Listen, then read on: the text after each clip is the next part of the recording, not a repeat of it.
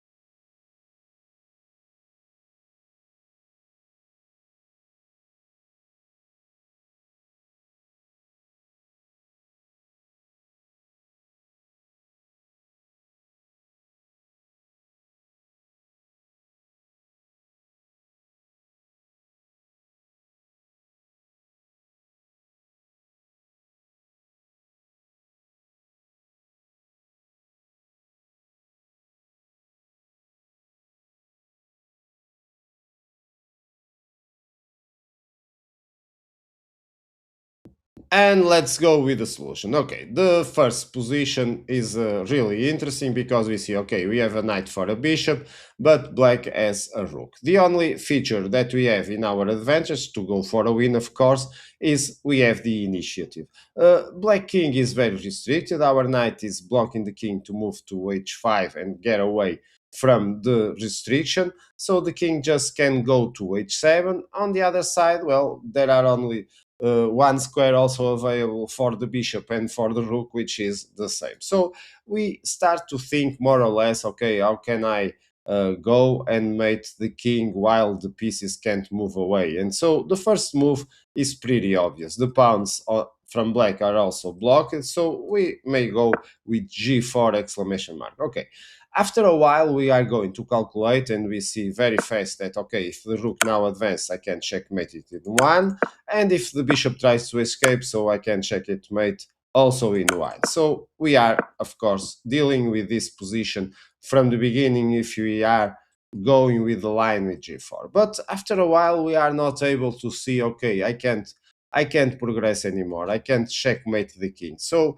we may come back a bit and think, okay, what if the correct move is going with g3? So we win one tempo over black, so to get the proper position so we can checkmate. But over here it doesn't work very fast. We need to see that, well, the rook just escapes. Now we need to use the pawn. If we move the knight, it's going to be easier for black, but black just brings the rook in time and there is no way for us to progress. We are going to lose here if we move the king. Well, the bishop just comes with check, so every black piece starts to move away from the restriction, so it won't work. So after a while, it's going to be very easy. We need to see, okay, it's g4, the king goes to h7, and so we need to find a solution from here. Again, another minute for you. Pause if you need more. It's white to play and to win.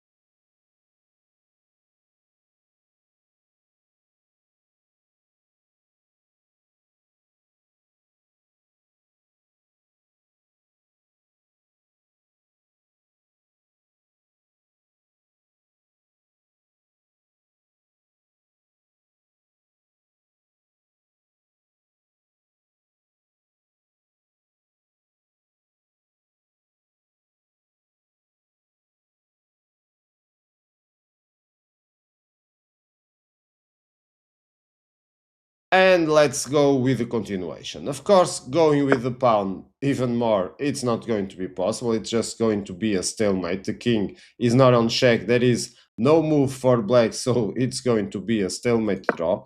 And, well, from here we start to see, okay, how can I progress? Because if we go with the king, let's say, taking the pawn, well, this just allows black to come back, where I need to restrict the escape of the king. Notice that I can't advance the pawn and still allowing the king to escape to h5, so I always need to control h5 square.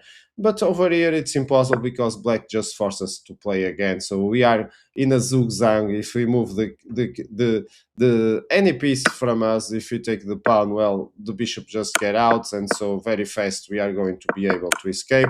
Of course, over here, what else? What else can we do? If we go with the pawn, well, the king, okay, it's forced to go to h7, but it's white to play again. And as soon as we move, well, it's going to be another stalemate draw. We don't want this for sure. So this doesn't work. What else can we do over here? We can go with the knight h3, for example, trying to go with another sequence of moves. Now the king comes back, but then again we need to control h5 because we are forced to do it. So we need to come back to f4, and then the king goes to h7 again. There are no progression. If you go with other move, let's say with g5, well, Black over here can't go with the bishop, of course, because it would be checkmate in once, but can come with the rook. And even if I take the rook, well, the bishop just get out, and of course over here we are the ones trying not to lose, with which which won't be possible. So as you can see, it's not easy to find the correct continuation after this position. Other moves, like for example, going with d3, the same goes. Maybe we are trying to reach over there, which would not work again. Well, the king just comes back, and again we see now it's threatening to escape again. So we need to control again the escape if we want to checkmate it in one. And so we need to come back, because otherwise, if you move, let's say, for another side, well, the bishop just get away, or the rook, or something like that. It's going to be again a loss for us. So the only way to progress over here is to go with the knight h5. It's not easy. It's not yet simple to see what is the idea. Of course, over here, the king moves to h6, and it's on us to move again. So again, another minute. Pause if you need more. What is the correct continuation for white from here?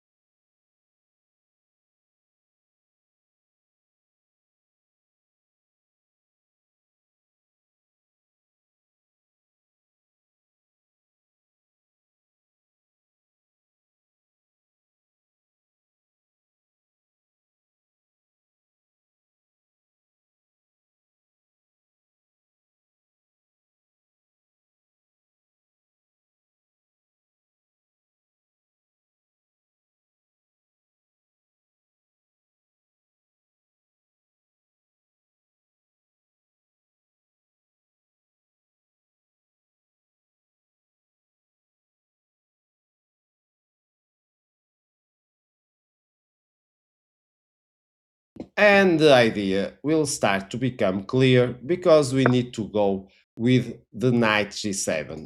It doesn't work if we go with the king moving, because this just allows the bishop to escape. So this would be really bad for us. So don't go with another move either, which is not from the knight. Of course, advancing the pawn, we just lose the knight in one. So, and other moves like going back just repeats. Of course, if we go to g3, it's the same problem. We now need to control again the squares where the pieces can escape, so we need to come back. So this just repeats. So the only good continuation is to go with g7. And now, of course, the king needs to come back, and we go to e8. The king needs to move again, and we grab one pawn. Of course, moving the pieces from black isn't possible over here. So if the rook goes to h7, we have mate in one with the knight f5.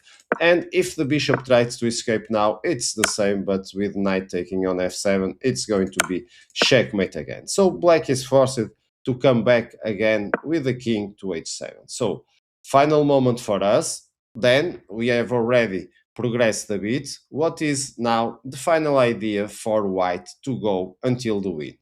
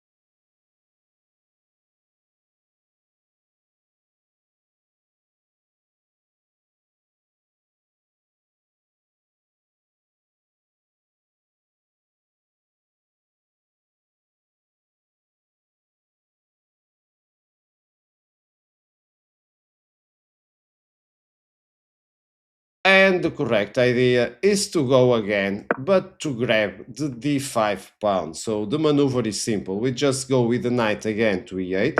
So the king only has one square. Again, we use the same idea. The knight controls the h5 square. So if the rook moves, it's checkmate. If the bishop moves, it's checkmate. So the king is forced to move again.